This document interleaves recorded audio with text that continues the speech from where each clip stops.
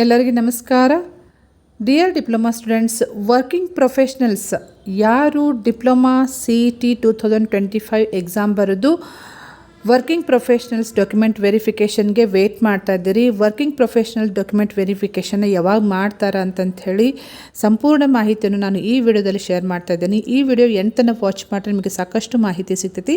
ಮತ್ತು ಇದೇ ರೀತಿ ಡಿಪ್ಲೊಮಾ ರಿಲೇಟೆಡ್ ಎನಿ ಅಪ್ಡೇಟ್ಸ್ ಇರ್ಬೋದು, ಜಾಬ್ ಇರ್ಬೋದು, ಸ್ಕಾಲರ್ಶಿಪ್ ಇರ್ಬೋದು, ಯಾವುದೇ ರೀತಿ ಅಪ್ಡೇಟ್ಸ್ಗೆ ನೀವು ಈ ಚಾನಲ್ಗೆ ಸಬ್ಸ್ಕ್ರೈಬ್ ಮಾಡದೆ ಹೋದರೆ ಚಾನಲ್ಗೆ ಸಬ್ಸ್ಕ್ರೈಬ್ ಮಾಡಿಕೊಂಡು press the bell icon for immediate notification. Okay, ಇಲ್ಲಿ ನೋಡ್ಬೋದು ಸರ್ಕ್ಯುಲರ್ ಡೇಟೆಡ್ KEದಿಂದ ಸರ್ಕ್ಯುಲರ್ ಕೊಟ್ಟಿದ್ದಾರೆ. ಸರ್ಕ್ಯುಲರ್ ಡೇಟೆಡ್ 12/6/2025 ಪ್ರಕಾರ ಏನಿದೆ ಅಂದರೆ, ವೃತ್ತಿಪರ ಡಿಪ್ಲೊಮಾ ಪದವೀಧರ ಅಂದರೆ ವರ್ಕ್ ಮಾಡ್ತಾ ಇರುವಂತಹ ಕ್ಯಾಂಡಿಡೇಟ್ಸು DCET 2025 ಎಕ್ಸಾಮ್ ಬರೆದಿರೋರಿಗೆ ಡಾಕ್ಯುಮೆಂಟ್ ವೆರಿಫಿಕೇಷನ್ನ ಎಲ್ಲಿ ಯಾವಾಗ ಮಾಡ್ತಾರೆ ಅಂತ ಹೇಳ್ಕೊಟ್ಟಿದ್ದಾರೆ. ಸೊ ಅಲ್ಲಿ ನೀವು ನೋಡ್ಬೋದು, ಒಂದು ಲಿಸ್ಟ್ ಕೊಟ್ಟಿದ್ದಾರೆ, ಕಾಲೇಜ್ ಲಿಸ್ಟ್.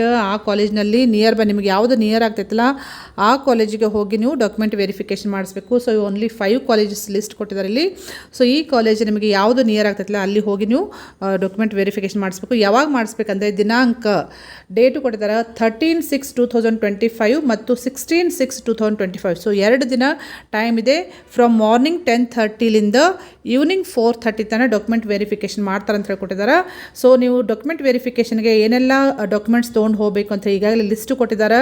ನೀವು ಅದನ್ನು ಕ್ಯಾರಿ ಮಾಡಬೇಕಾಗಿದೆ, ಮೂಲ ದಾಖಲೆಗಳ ಪರಿಶೀಲನೆ ಮಾಡಿಕೊಳ್ಳಬೇಕಾಗಿದೆ ಅಂತ ಹೇಳ್ಕೊಟ್ಟಿದ್ದಾರೆ. So original documents with xerox attested ತೊಗೊಂಡು ನೀವು ಡಾಕ್ಯುಮೆಂಟ್ ವೆರಿಫಿಕೇಷನ್ ಹೋಗಬೇಕು. ನೀವು ಅಪ್ಲಿಕೇಶನ್ ಆನ್ಲೈನ್ ಅಪ್ಲಿಕೇಶನ್ದಲ್ಲಿ ಯಾವೆಲ್ಲ ಡಾಕ್ಯುಮೆಂಟ್ಸ್ ನೀವು ಕ್ಲೇಮ್ ಮಾಡಿರ್ತಿರಲ್ಲ, ಯಾವ ಕಂಪಲ್ಸರಿ ಡಾಕ್ಯುಮೆಂಟ್ಸ್ ಎಲ್ಲ ಅವೆಲ್ಲ ನೀವು ರೆಡಿ ಇಟ್ಕೊಂಡು ಅವತ್ತು ತೊಗೊಂಡು ಹೋಗಬೇಕು. ಅದರ ಜೊತೆಗೆ ಒಂದು ಇಲ್ಲಿ ನೀವು ವರ್ಕ್ ಮಾಡಿರುವಂತಹ ಆರ್ಗನೈಜೇಷನ್ದಲ್ಲಿ ಸರ್ಟಿಫಿಕೇಟ್ ತೊಗೋಬೇಕಾಗಿದೆ, ವರ್ಕಿಂಗ್ ಎಕ್ಸ್ಪೀರಿಯನ್ಸ್ ಸರ್ಟಿಫಿಕೇಟ್.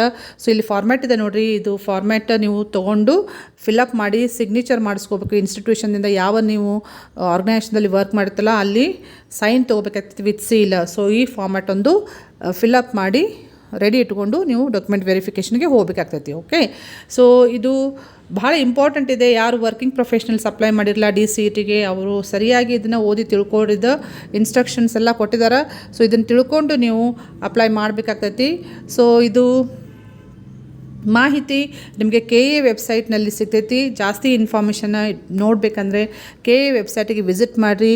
ಫ್ರೀಕ್ವೆಂಟ್ಲಿ ಅವರು ಅಪ್ಡೇಟ್ ಮಾಡ್ತಿರ್ತಾರೆ. ಡೈಲಿ ಒಂದ್ಸಲ ಆದರೂ ವಿಸಿಟ್ ಮಾಡಿ ನೀವು ನೋಡ್ಕೊಳ್ರಿ, ಎಲ್ಲ ಮಾಹಿತಿಯನ್ನು ಅವರು ಕೊಡ್ತಿರ್ತಾರೆ. So better you visit the KA website every day once at least in a day. Okay, so ಈ ಮಾಹಿತಿಯನ್ನು ನಿಮ್ಮ ಫ್ರೆಂಡ್ ಸರ್ಕಲ್ಗೂ ಶೇರ್ ಮಾಡಿರಿ, ಅವ್ರಿಗೆ ಹೆಲ್ಪ್ ಮಾಡೋದಾಗ್ತೈತಿ. ಮತ್ತು ಇದೇ ರೀತಿ ಅಪ್ಡೇಟ್ಸ್ಗೆ ಈ ಚಾನಲ್ಗೆ ನೀವು ಸಬ್ಸ್ಕ್ರೈಬ್ ಮಾಡದೆ ಹೋದೆ ಚಾನಲ್ಗೆ ಸಬ್ಸ್ಕ್ರೈಬ್ ಮಾಡಿಕೊಂಡು press the bell icon for immediate notification. Thank you dear students.